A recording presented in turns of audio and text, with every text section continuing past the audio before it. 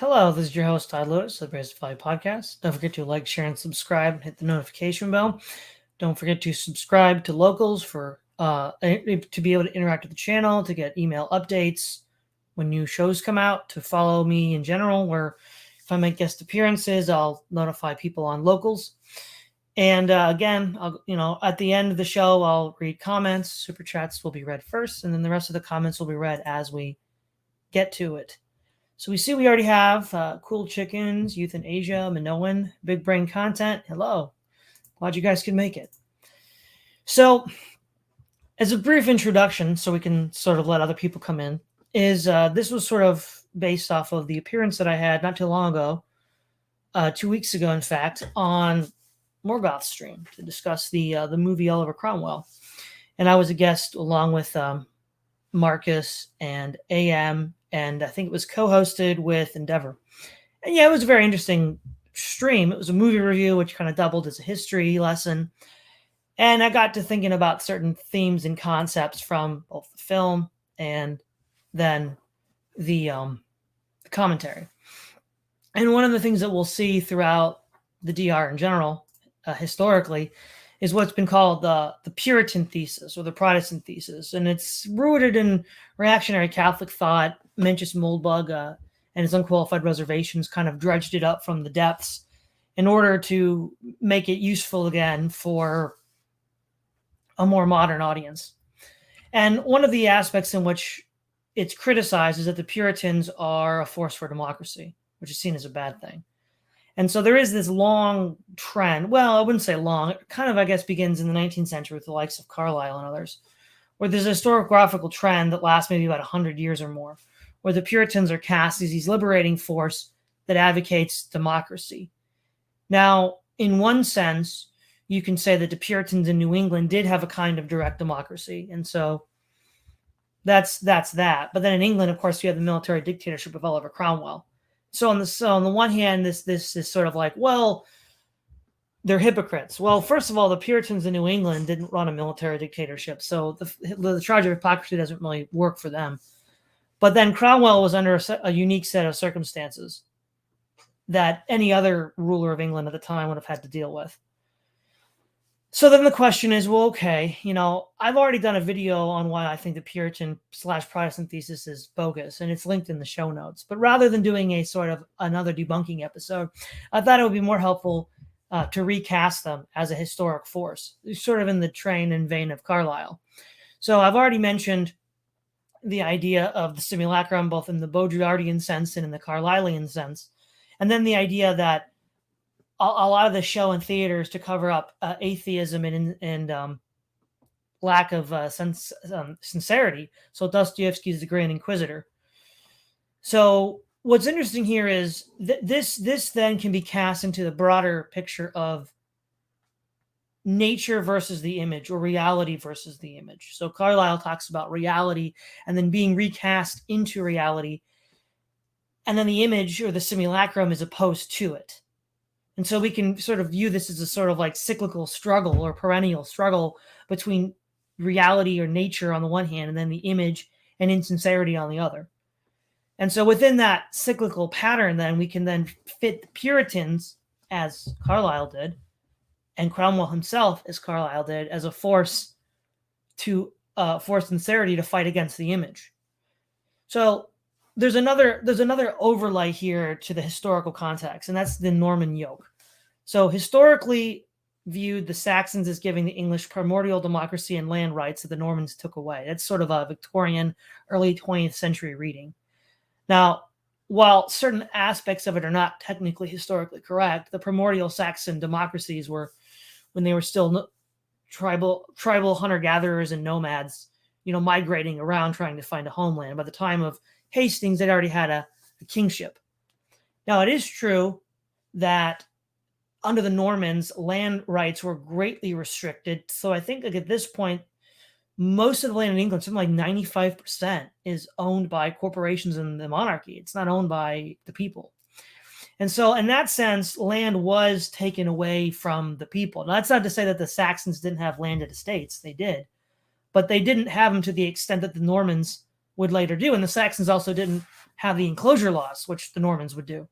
And as far as I know, the Saxons also didn't have the hunting laws, which prevented the people from hunting the forests for food, which is what the Normans did. So here's the thing. Even if certain tenets of the Norman yoke are technically false, based on a misreading of historical events, there are two things. A yoke, minimally speaking, in a historic sense, is when a foreigner rules over you. So, for example, in Russia, for us, about 200 years, you have what's called a Tartar yoke or the Mongol yoke. And, even if somebody were to fedora actually say the Mongols weren't that bad and use all these like technicalities, like is often done for the Normans, it wouldn't change the fact that it's a yoke. And what I would argue is, what I mean by the Norman yoke is this, that the property of the land and the government were not run by native-born English or Saxons. They were run by Normans and their lackeys. And that institution continued all the way down to Cromwell and then beyond. And of course, the Tudors were Welsh, so they have a little bit more legitimacy. But then the Stuarts are Scots. So what makes the Stuart, because the Stuarts loom large in the whole story of the Puritans, whether it's the Puritans fleeing England to go to the Netherlands and thence to the New World to practice their religion in a new way, that would be James I, or Charles I and his touching off of the English Civil War. It's important to note that from two ancient sources, the Stuart monarchy was ipso facto illegitimate. The first one is the Bible. So Deuteronomy 17:15-17. He must be from among your fellow Israelites, not place a foreigner over you, one who is not an Israelite. The king must, moreover, not acquire a great number of horses for him or make the people return to Egypt to get more of them, for the Lord has told you, you are not to go back that way again. He must not take many wives, or his heart will be led astray. He must not accumulate large amounts of silver and gold. So two of these are directly relevant to the Stuarts. They're foreign. So therefore, they're ipso facto illegitimate. For any nation that makes a pretense of being Christian, you can't be appointing foreigners to rule over you.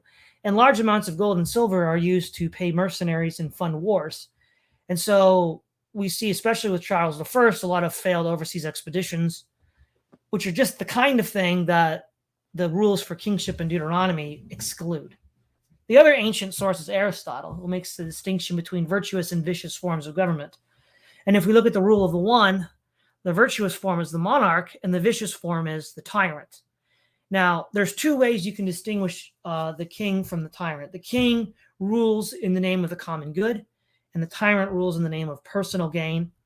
And then furthermore, that might be seen as somewhat subjective, but in a more non-subjective way, the king rules with the support of his people. His government is from his own kinship group. His soldiers are from his own kinship group, whereas a tyrant uses foreigners. And so again, ipso facto, Charles I was a tyrant because he used foreign troops. As he was conniving to start the Second English Civil War, he contracted the Scots to fight for him, and he was conniving with the Irish and the French. So in that case, in order to stay in power, he would be using foreign troops. Now, of course, the Normans, when they were in charge, they were all foreign.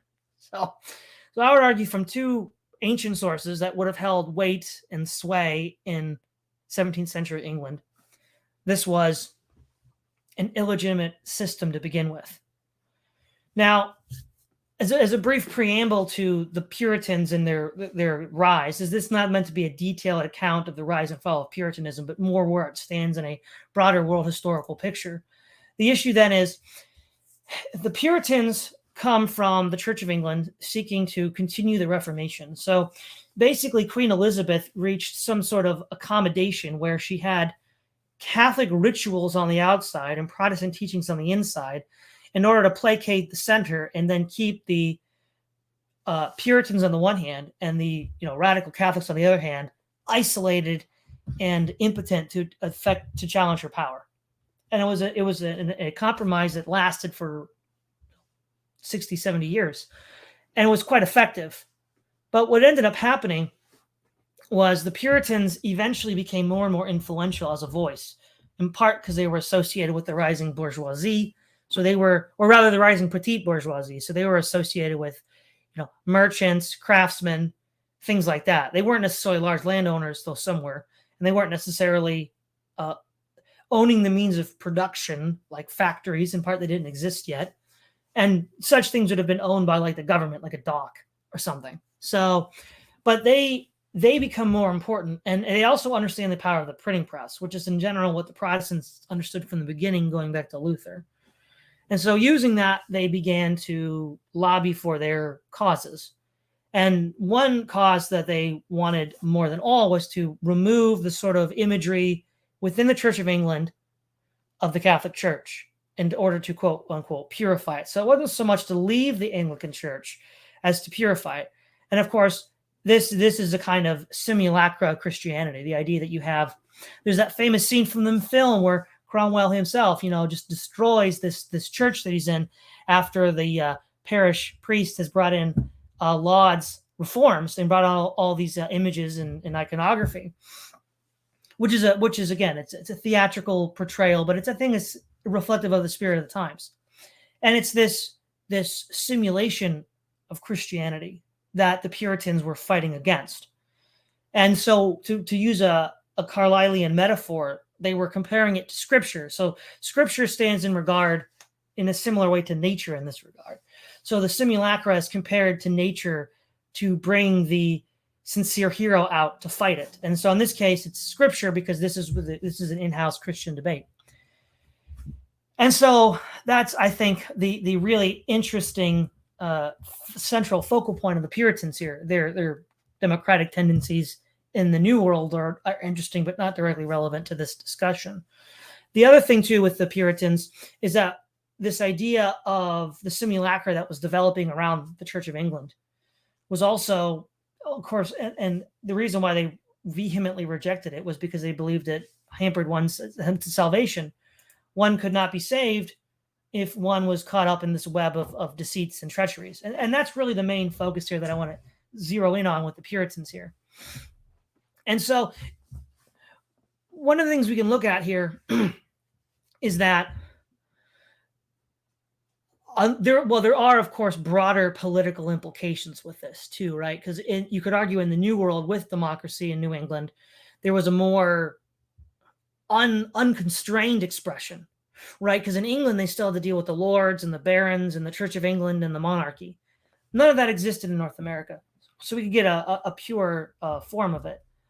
But the sort of sole rule of the king, who could suspend parliament at will, as Charles I did in 1628, and didn't reconvene it until, I think, 1641 with the bishops' war with Scotland.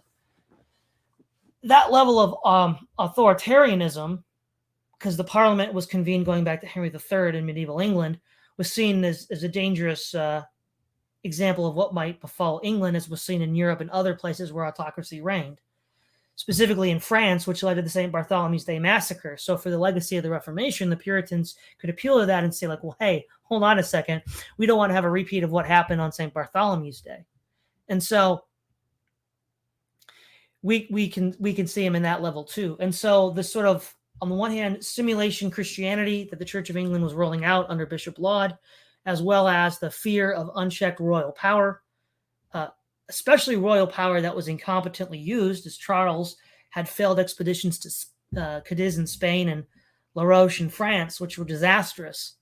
And of course, as long as he lived within his means, so for example, James I, who lived off the royal estates of the king, didn't have to convene parliament as much because he didn't need to summon parliament for money.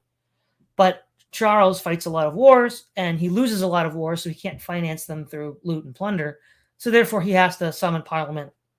But then parliament then wants to make demands, which he then refuses to concede to, because he has this absolutist view of the power of the king.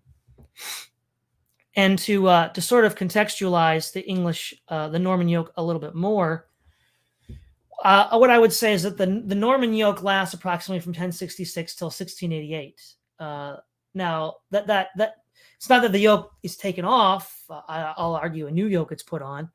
The Norman yoke is a kind of simulacrum, and leads to these referentials and insincerity. So it leads to numerous fratricidal conflicts: the anarchy of Stephen and Matilda in the 1120s and 30s, the war of the Roses, which lasts, I think, 1455 to 1483. and then the War of the Three Kingdoms, and then the Revolution of 1688. And of course, the reason why there's so much conniving and infighting and backstabbing is arguably that this is a simulation or simulacra that gives rise to insincerity. And insincerity leads to insecurity in your position of power. And it's a reflection of tyranny, right? Because a king, a true king, wouldn't be afraid of those around him. He would surround himself with friends. So as Aristotle says when he describes the tyrant, he says, he prefers foreigners to citizens. There is nothing too bad for him. In short, he has three principal aims: sow distrust among his subjects, to deprive them of power, to humble them. Good men cannot be made his tools, and therefore he is their enemy. Exactly. And so the fact that we have all these conniving and backstabbing shows that the kings of England at this time were surrounded by bad men, because they themselves were bad men that depended upon bad men to control and subjugate the people of England.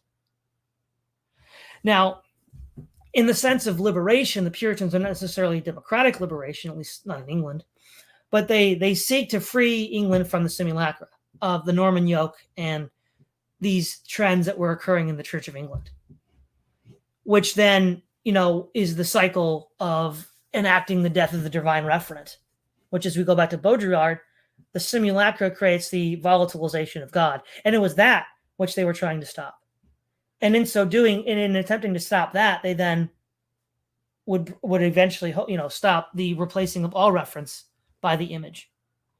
And so that's what I want to sort of put here as the sort of basic thesis, central thesis of what this represents. Now, Cromwell himself, while Cromwell might have got his start as a military commander for Parliament, which did represent the money power, when he became sole ruler of England, he turned his military might on the money power itself. The simulacrum of royalty, religious iconography, and money were all in turn suppressed by the Lord Protector. And as a evidence of that, there's this interesting quote from Winston Churchill, where he says in Volume 2 of the History of the English-Speaking Peoples, the Second Civil War was different in cause and conditions from the first. The parts played by almost all the principles were altered or even reversed. The king and his prerogative were now seen not as obstacles to parliamentary right, but as the repository of ordinary English freedom. A large portion of the members of the Long Parliament and almost all the houses of lords, if they had been allowed to meet, would have expressed this view. So we see here that even with the Second Civil War, that it changed, that the king and the money power are sort of allied again. And then Churchill also says, the story of the Second Civil War is short and simple. Kings, lords, commons, landlords, and merchants, the city, that's the city of London, and the countryside, the bishops, the presbyters, the Scots army, the Welsh people, and the English fleet all now turn against the New Model Army. The army beat the lot. Now, this is important here. Who do the merchants side with? The king. And Cromwell beats both. So one of the main critiques of the sort of heroic right is that the merchants are in charge, and that's a degeneration of power. And it's like, well, Cromwell was an ally of the merchants. Well, no, he wasn't. Now, the merchants, he got out from underneath their control. They definitely funded the New Model Army in order to beat the king. But once he had the New Model Army in tow, it became pretty easy to say that, well, no, sorry, guys, you're not going to do this. Another thing, too, is the Mad Marcus tips his hat. He was a neo-reactionary back in the day. When he says, the role of Cromwell and his generals was so oppressive and odious, spanning gambling, horse racing, play acting, swearing, and even closing down the pubs, that the public was desperately unhappy and longed for the return of the monarchy like the sinner longs for salvation. Well, I mean, that's an interesting choice of words, like the sinner longs for salvation, as if moral dissipation is salvation. But does that sound like someone who's a creature of capital? Someone who does all this? No, clearly not. So clearly Cromwell is not a creature of capital. Now, but what's an important lesson we can learn here, right? Because one of the things is within this broader world historical perspective that we see with the dissident right, in particular, and even more particularly neo-reaction, is they position themselves as the hard-nosed, sensible people that know how to beat the left. They're the winners, back the winners. And I'm like, well, but the stewards are the losers. Like, why are you positioning yourself as the winners when you're using as your example the losers?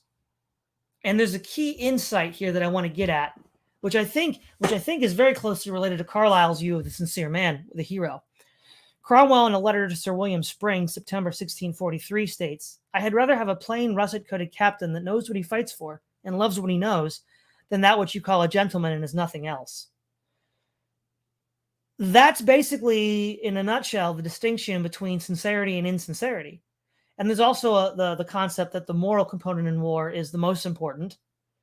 And a lot of the strict moral rigor and rectitude of the Puritans was actually an expression of this principle that the moral is the highest form of war, in the sense that it is a precondition for becoming the kinds of soldiers that are capable of winning such conflicts. And I think a few excerpts about the New Model Army would illustrate this point. So this one is from Macaulay. "But that which chiefly distinguished the army of Cromwell from other armies was the austere morality and the fear of God which pervaded all ranks. It is acknowledged by the most zealous royalists that in that singular camp no oath was heard, nor drunkenness or gambling was seen, and that during the long dominion of the soldiery, the property of the peaceable citizens and the honor of women were held sacred. If outrages were committed, they were outrages of a very different kind from those of which a victorious army is generally guilty. No servant girl complained of the rough gallantry of the redcoats. Not an ounce of plate was taken from the shops of the goldsmiths. But a Pelagian sermon, or a window on which the Virgin and Child were painted, produced in the Puritan ranks an excitement which required the utmost exertions of the officials to quell. One of Cromwell's chief difficulties was to restrain his pikemen and dragoons from invading by main force the pulpits of ministers whose discourses, to use the language of that time, were not savory, and too many of our cathedrals still bear the marks of the hatred with which those stern spirits regarded every vestige of popery." Again, this war against the simulation. We have Carlyle from On Hero Worship. "Cromwell's Ironsides were the embodiment of this insight of his. Men fearing God and without any fear. No more convincingly genuine set of fighters ever trod the soil of England or any other land." And then Theodore Roosevelt, his biography of Oliver Cromwell. "Cromwell's troops were not regulars like the professional soldiers of the 30 Years' War. They were volunteers. After 2 or 3 years' service, they became the finest troops that Europe could then show, just as by 1864 the volunteers of Grant and Lee had reached a grade of perfection which made them, for their own work, superior to any of the armies then in existence." Now, one thing I'll add to correct Roosevelt here is this was like 1900. A similar topic was covered by Charles Firth in the armies of the English Civil War. The first Civil War, so this would be 1642 to 1646, the New Model Army was not mainly volunteer. The New Model Army, the army that they drew from, the militia forces of Parliament, were conscripted. But in the Second and Third English Civil Wars, there was enough soldiers left over that they could reliably expect volunteers to re-enlist. So it's a half-truth that Roosevelt is making here. But the point is here, the core strength of the New Model Army was its moral component. The moral component is primary in war. The New Model Army was motivated to punish the Babylon, Antichrist, and Amalek of the Catholic Royalist conspiracy. They were men of the highest moral character who rose above the petty vices of wine, women, and song. Through moral rigor, iron discipline, and spirited leadership, they, to quote Churchill, I already read that, the Second Civil War. And so we also see with Solzhenitsyn in the Book Archipelago, Volume 1, page 168, if only it were so simple. If only there were evil people somewhere insidiously committing evil deeds, and it were necessary only to separate them from the rest of us and destroy them. But the line dividing good and evil cuts through the heart of every human being. And who is willing to destroy a piece of his own heart? The battleground begins in the heart. It is the vain imaginings of the heart that generate and feed into the simulacrum. So there's two things we can do. We can pivot off with Solzhenitsyn here. One hand, the training in moral rigor is a precondition for victory in the sense that it removes the evil from one's heart. But then when we get to the inevitable failure of the Puritan experiment, we can also point back to Solzhenitsyn, who says, well, it's not just somebody over there you get to thump on the head and then go home. It's inside of you too. And so there's this tension here that Solzhenitsyn is pointing out, that if we take this tension, explains the failure of the Puritan movement.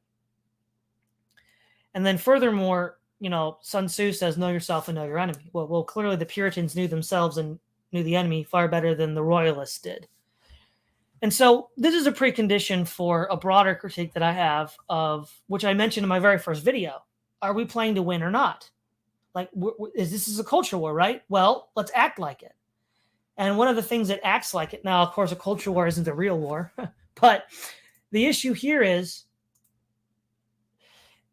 there's a sense of equivalency.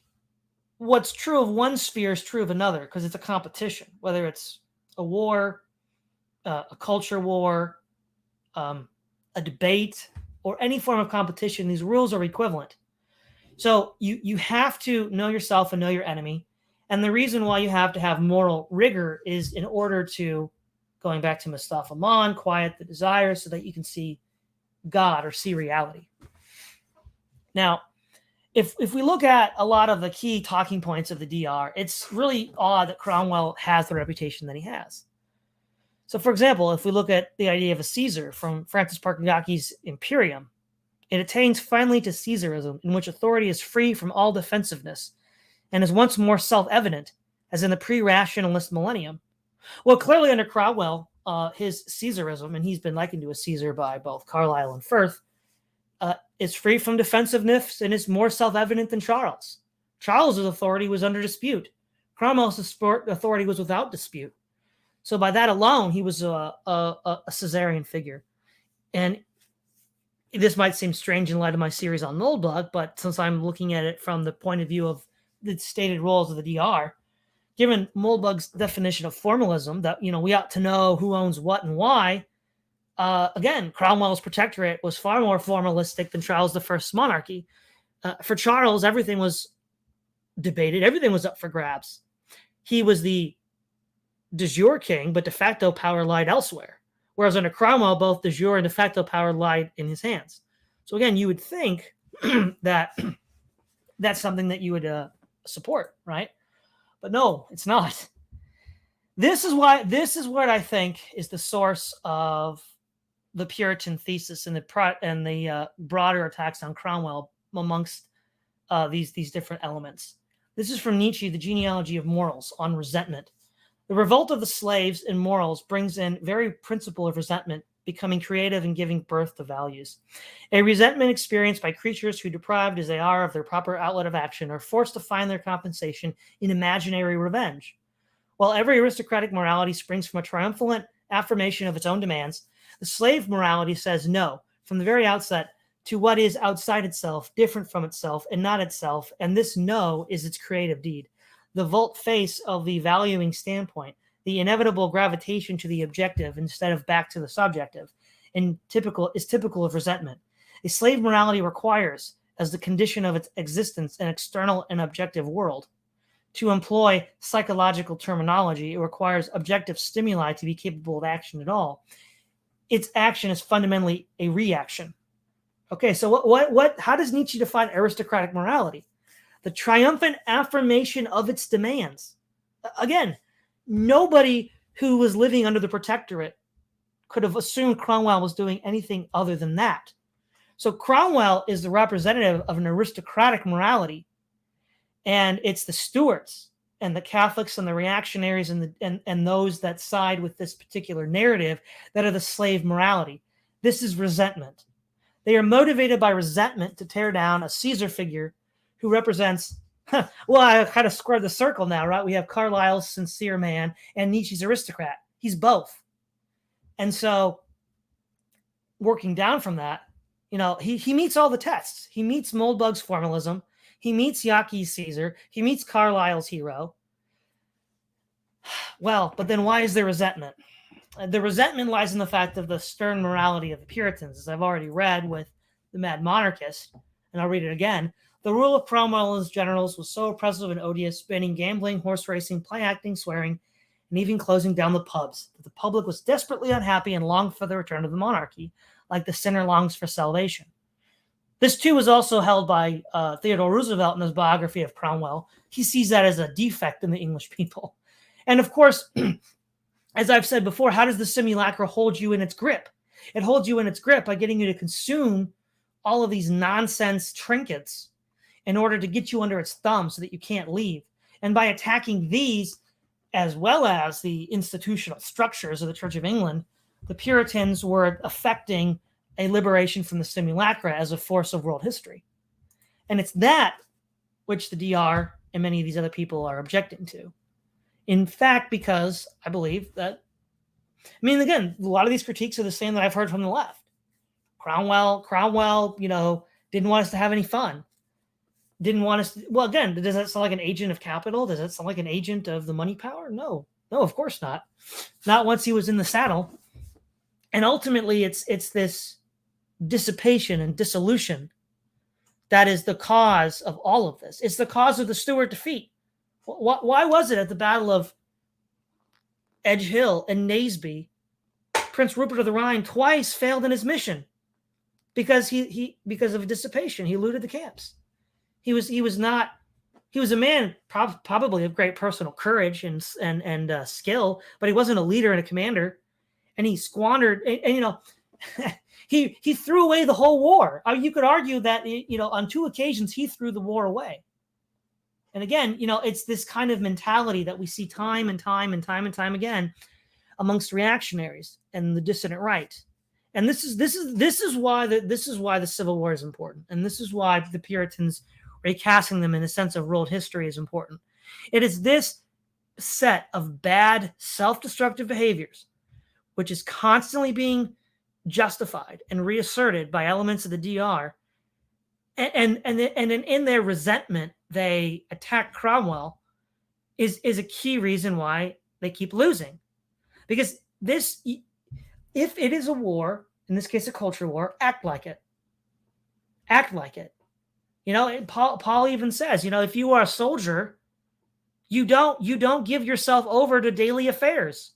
You don't give yourself over to the affairs of life. You serve so that you may please the one who hired you. Okay, well, I don't see a lot of that. And I think also it's the sense of fear that if such a group were to arise, that it would lead to their own defeat, because they are the echo of the Stuarts. And it would. And it would lead to their defeat. Now, ultimately, the simulacrum reasserts itself with the money power in 1688 when they basically buy a king. And as I mentioned in the stream with Morgoth, Cromwell's problem was he wavered between 2 points. He was too conservative. You could either go back to the king and pretend the Civil War never happened, but then why even fight it? Or you could go all the way and listen to the radical elements of the army. She was unwilling to do either. And in that hesitation, he faltered. Also, by representing the epiphany of power and by destroying the simulacra that led to the volatilization of the divine referent, he unmasked it. And see, it's the unmasking that hurts the most. That's why these people are so angry. He unmasked them for what they were, insincere frauds. And so when the Stuarts come back under Charles II, they dig up Cromwell's corpse and execute him in effigy. But you see, this is an act of resentment, right? This is an act of resentment. This is not the act of an aristocratic morality, right? Because Cromwell's dead. If you had real aristocratic morality, you would have gone out with the fight, So, for example, the Battle of Lutzen, where Gustavus Adolphus is killed, he's leading a cavalry charge and he's surrounded by imperial troops, and they say, "Who are you?" And he shouts, "The King of Sweden," and goes out like a boss. Charles doesn't have the manly fortitude to do that. He doesn't take a last stand at Naseby and just, go out like a boss like Gustavus Adolphus. No, he throws his friends under the bus. Strafford. He wants to maintain the imperial dignity at the expense of even his friends and loyal supporters. So again, it's the unmasking. And again, you can't you can't undo the unmasking. It's been unmasked forever. It leads to a kind of psychic wound that can never be healed. And all of this Cromwell bashing is just an extension of, you will forever have to dig up Cromwell's corpse and try him in effigy. Just like Lady Macbeth will forever have to wash her hands to get them clean from the spots of blood. Because it's a thing that you can't undo. And that's the problem. Now, in this regard, it's clear that the Puritans failed as a world historical force to shatter the simulacra, because now we live under a more rigid simulacra than the one they were revolting against. And then the question is, well, to what extent did they fail? Why did they fail? Well, this won't be a surprise to anyone who's been listening to the channel, but if we look at Charles Firth's Oliver Cromwell and the Rule of the Puritans in England in his epilogue, he has this to say. Cromwell trusted that the real benefits of his government conferred would reconcile the majority of the nation to the rule of the minority and win the people to the interest of Christ. Thus, the long hostility between the people and the people of God would at last be reconciled. It was a fallacious hope. Puritanism was spending its strength in the vain endeavor to make England Puritan by force. The enthusiasm which had undertaken to transform the world was being conformed to it. A change was coming over the party which supported the Protector. It had lost many of the men of conscience. It had attracted many of the long-time servers and camp followers of politics. It was ceasing to be a party held together by religious interests and becoming a coalition held together by material interests and political necessities. Cromwell once rebuked the Scottish clergy for meddling with the worldly policies and mixtures of worldly power to set up that which they called the kingdom of Christ and warned them that the Sion promised would not be built with such untempered mortar. He had fallen into the same error himself, and the rule of Puritanism was founded on shifting sands. So the Protector's institutions perished with him, and his work ended in apparent failure. So this goes back to Dostoevsky as well. The idea is that the enemy is not necessarily the enemy in front of you, but the enemy within. And while it might apparently be easier to strike at the enemy in front of you, it's ultimately the least effective thing you can do for the kinds of changes and goals that were intended. And so in his section on priests, Priest is Hero, Carlyle writes, doubtless it were finer could we go along always in the way of music, be tamed and taught by our poets, as the rude creatures were by their Orpheus of old. Or failing this rhythmical music, how good were it could we get so much as into the equitable way? I mean, if a peaceable priest reforming from day to day would always suffice us. But this is not so. Even the latter has not yet been realized. Now, I think that the operative term here is if peaceable priests reforming from day to day would always suffice us. I think it actually could. I think the reason why in Carlyle's mind it hasn't is because of the failure of fighting the simulacra. Because ultimately, even if you could beat it into ashes, Cromwell said once that the troops that were facing him were but stubble before our swords. Even if you reduce them to stubble, it still doesn't remove the simulation. The simulacra just creeps back. Because there's something inside of us that, it's like the ring of power in a sense. There's something inside of us that it calls out to that brings us to this pass. And so that's the real issue that I see here. And so on the one hand, the Puritans were fighting the simulacra both politically and religiously, and they successfully demolished it completely. All that didn't actually stop it, right? By demolishing it completely, it only sped up the ability for a new simulacra to take over. That which was, the unbridled power of finance. Not that that was their intent, but since the protectorate could not maintain its existence indefinitely because it was seen as illegitimate, it was replaced by the money power. But it must be remembered that it was the Stuart royalists that sided with the money power to bring this down, which then eventually betrayed them as well in 1688. So I think that's the interesting thing here.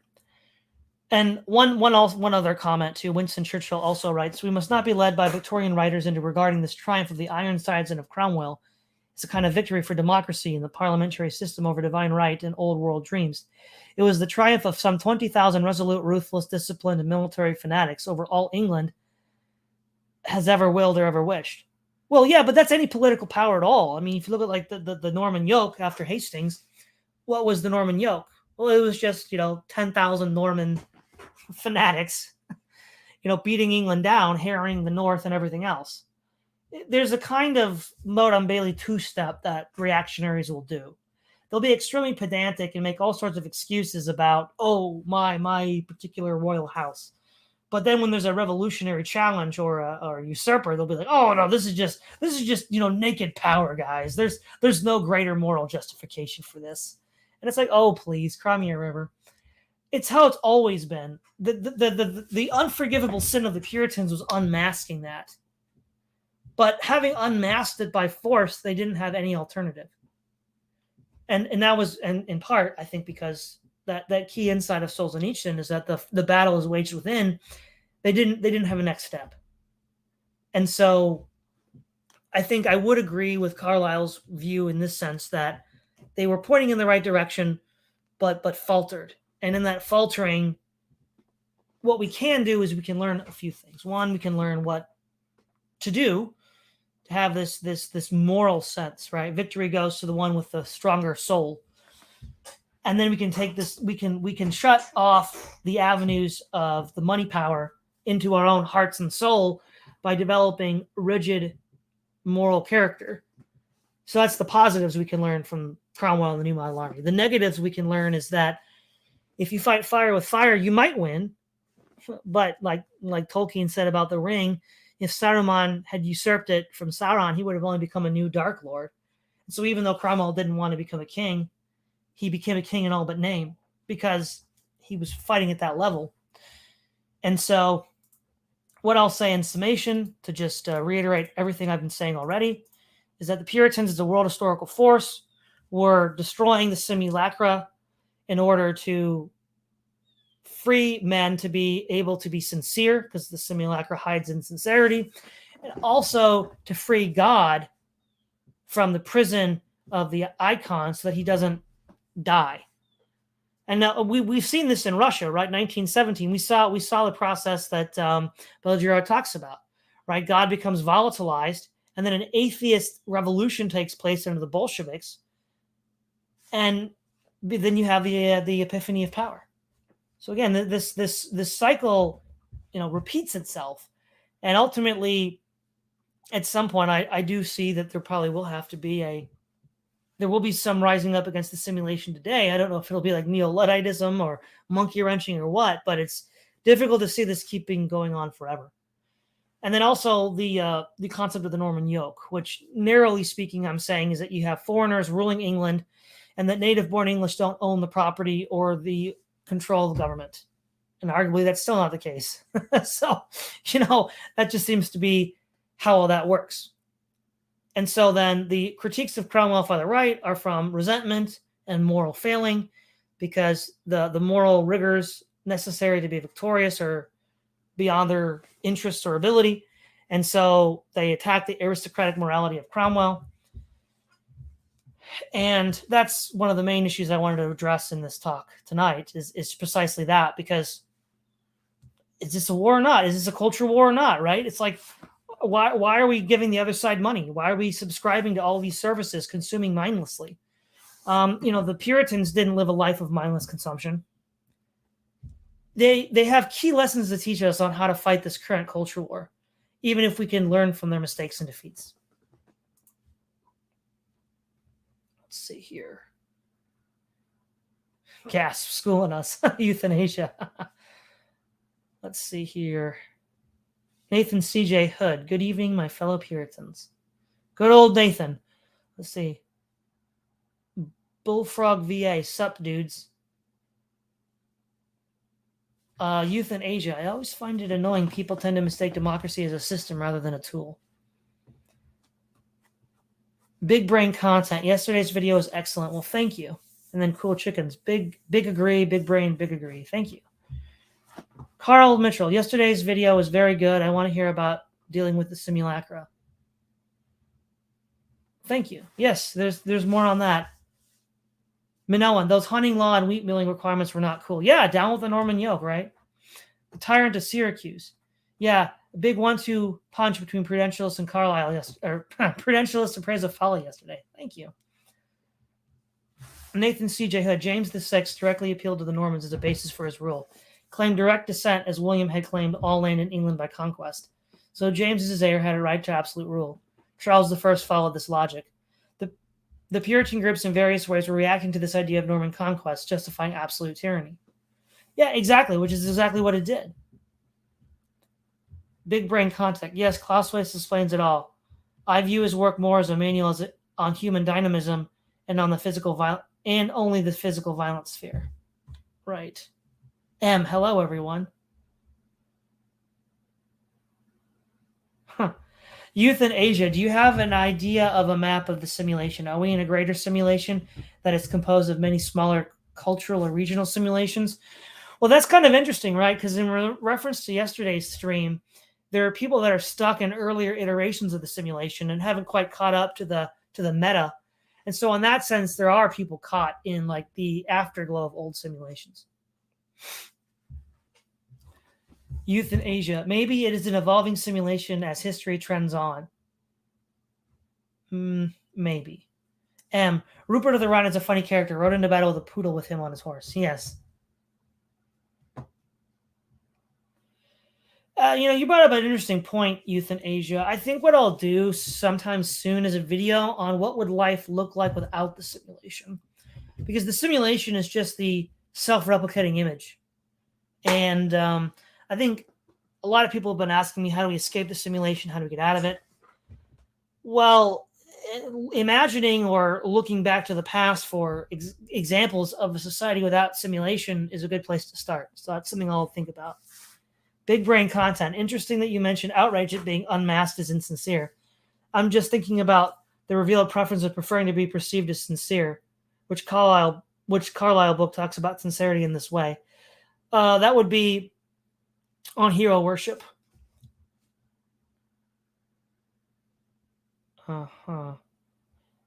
Minoan. How much of the body of philosophy is inefficient, in effect masking and obfuscating of truth? Well, there are sophist philosophers, and there's a lot of them out there, probably more today than before. But that's I think one of the things that is important to speak about on this is that when we look at this, because of this sort of machine thinking we've been inducted into, the idea is we want to have like rules for every possible occasion. And life is too complex for that. There's a lot more nuance in the decision-making processes you have to have. And so rather than looking at, okay, do we have like a set of like rigid guidelines that we can just mindlessly follow and not have to worry about what's actually going to happen, which is actually itself kind of a simulation, we need to cultivate the virtue of prudence, which as Aristotle defines as doing the right thing for the right reason at the right time. And I'll probably have a future episode on topics like that as well. Google's most wanted frog, inching your way towards separation of money and state. Yeah, well, I mean, yeah. Jacob J. Well, I wasn't able to watch the first half of the stream. This was pretty good, very informative. Jacob J. Will rewatch the stream after it's done to see the first half. Well, thank you. Thank you, everybody, for showing up. Looks like this is over. Again, don't forget to like, share, and subscribe. Hit the notification bell. Don't forget to subscribe to my locals, where you can engage with the channel and support me there directly. This is Todd Lewis of the Praise of Flight podcast, signing off.